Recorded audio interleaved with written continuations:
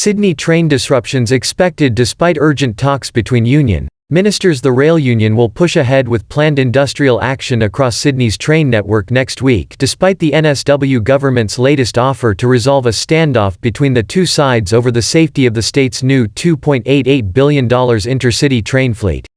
After an emergency meeting with senior ministers on Friday night, rail union bosses said the government was now, basically offering a bribe, for workers to agree to work on the new trains, which have been sitting in storage since they began arriving from overseas 2 years ago. Rail, Tram and Bus Union State Secretary Alex Claassens said the latest offer involved no modifications to the new trains to address his members' safety concerns about them while offering pay rises of 3% a year. "The sticking point for us is and always will be the safety of the rail network," he said. "And unfortunately, what they've done is they've offered us a bribe to run the new intercity fleet the way it is without modifications." Employee Relations Minister Damien Tudhope and Transport for NSW Secretary Rob Sharp met the union bosses in the Sydney CBD while Transport Minister David Elliott dialed into the 15-minute meeting late on Friday via video link. Claassens said the government had given the union 3 weeks to consult its members on the latest offer, and wanted the RTBU to suspend its planned industrial action. "We're not going to make a decision tonight. I will take the package to the members and have the conversations with the members.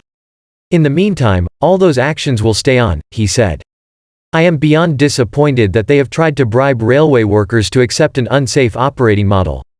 The government and train workers have been at loggerheads for years over the safety of the new intercity fleet, which rail unions argue requires modifications before it can operate safely in NSW. The changes to the new trains are central to a new enterprise bargaining agreement for thousands of rail workers. A new intercity train sits idle in a Central Coast maintenance facility amid a prolonged standoff between rail unions and the NSW government. Credit. Tom Robb. The prospect of major disruptions to the rail network comes as thousands of NSW nurses and midwives are due to strike next Tuesday, followed by public school and Catholic school teachers on Thursday. The rail union said the actions planned for next week included drivers slowing trains to a maximum of 60 km an hour and a ban on members operating foreign-made trains on Friday. The latter threatens to cause major disruptions for commuters because more than 2/3 of the state's trains have been built overseas. Elliott and Tudhope were approached for comment. The union claims the new trains are not safe to operate because guards cannot properly see out of them to check platforms are clear on approach and departure from stations. The fleet, which began arriving in Sydney more than 2 years ago, has been sitting in sheds at a cost of $30 million a month to the taxpayer, according to the government. Related article: Sydney's flagship Harbour Metro Rail Line billions over budget. NSW budget. Sydney's Metro Rail Line under Harbour blows out by $6 billion. The cost of modifying the new trains is expected to run into the hundreds of millions of dollars.